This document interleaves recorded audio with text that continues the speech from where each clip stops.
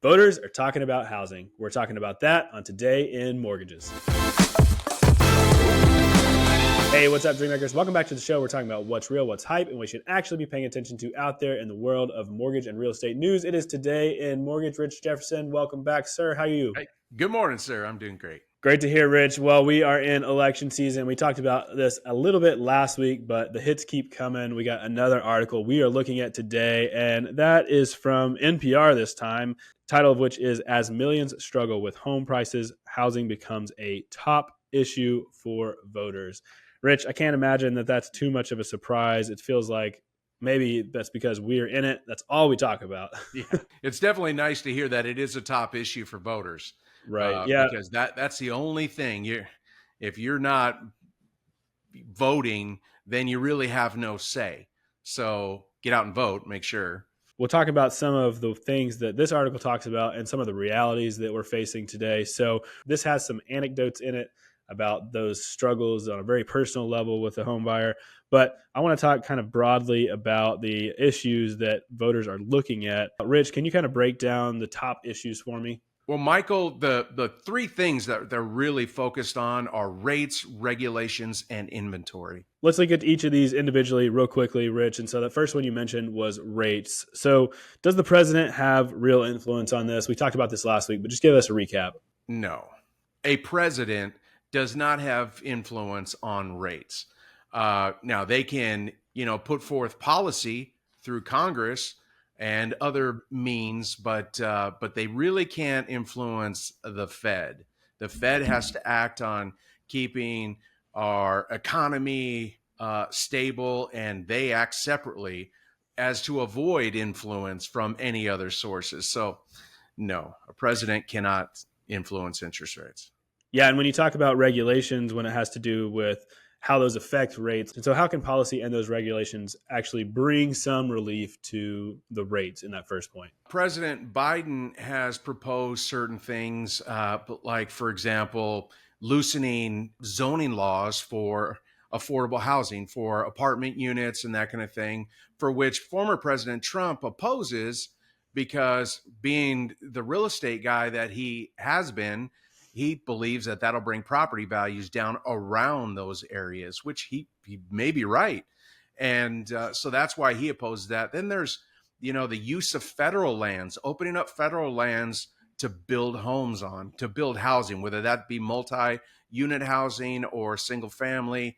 Use the federal lands to do that, which would bring the cost down, obviously, considerably for new homes.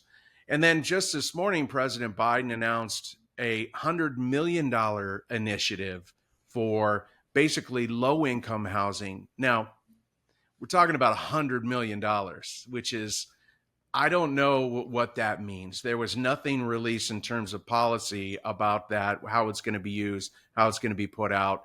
But it just seems like, let's put this out there so we have something to talk about during a debate, which might be coming up soon. Just doesn't seem like a real full-hearted effort towards affordable housing, but there's a lot of things happening. Yeah, that debate is coming up Thursday night, and so it'd be interesting to see if we hear anything about housing on Thursday. So we talked about rates, we talked about regulations. That third point was inventory. And so when we talk about the regulations maybe eventually affecting rates, how will inventory be affected by both of those things? Well, I believe both presidents believe that we need to build homes. That's what needs to happen. It's just, how do we do that in an affordable way so that we're just not building a bunch of $600,000 homes that people can't afford? So there'll be tax credits and grants and things that will continue to go on. I'd hope that one of these presidents, whoever's going to be president, will really take that serious and put that into play, because a big tax credit would be helpful, not just to the buyers, but to sellers, to encourage them to sell and move up. And then also tax credits towards home builders, give them more incentive, or make it less expensive for them to build so that they can sell the properties for less money. So there's a lot of ways to do this, Michael, but neither President Biden or former President Trump has released any comprehensive plans for affordable housing. So we're just getting little tastes, little nuggets to, I think, appease the media, but we really need to see some comprehensive plans. Rich, you said there's no comprehensive plans yet, but let's kind of talk in general about what we tend to see from maybe the left and the right on these issues. And so, when we look at the left, when we look at President Biden and his policy, what are some of the trademarks that we could see in that policy that maybe more broadly affect the economy and housing? Yeah, from the left, generally they're focused on incentives, tax incentives, uh, grants, that kind of thing. Like get the federal government involved, have the federal government help the situation with those incentives. And then Where on the right, you kind of see the opposite, right? What would we see yeah, there? totally. I mean, it's like make it easier to build and get out of the way. That's it, which I wish there was a happy medium between those two. There certainly is. Hmm. It's just what can we all agree on? Because we need them all. We do need less regulation for the builders and kind of free up some of that red tape so that they can build. And then we do also need incentives to encourage home buyers, younger home buyers, to get out and buy with the home prices they are today. So we need them both.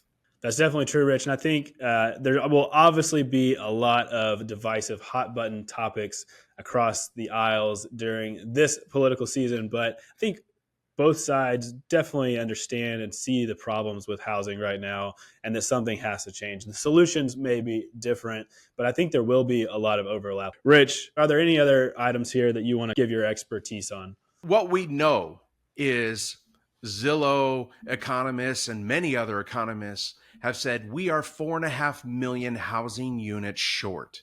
This shit didn't happen overnight. It's happened over a couple of decades of just not building enough. And we need to we need those homes. So we just need both parties to get together. We need true comprehensive policy on how we're going to move forward with this. And we need to start quickly. We have a big group of home buyers or just shelter, right? We just need shelter. And there's a lot of children coming out of college that are going to need a place to be. And I'm sure all the parents don't want them in their basements. So we need to make some moves.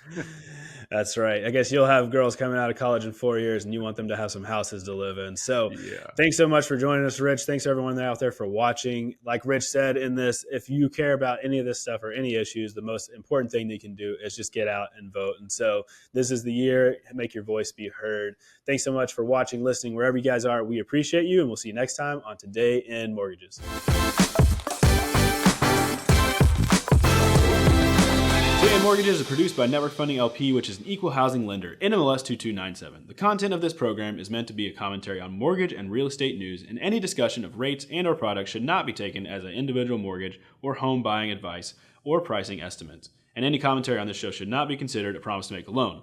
All applicants for a loan must qualify, and you should consult a professional regarding your individual loan scenarios for your financial situation. Visit our website at nflp.com/licenses for all state licensing and other legal information.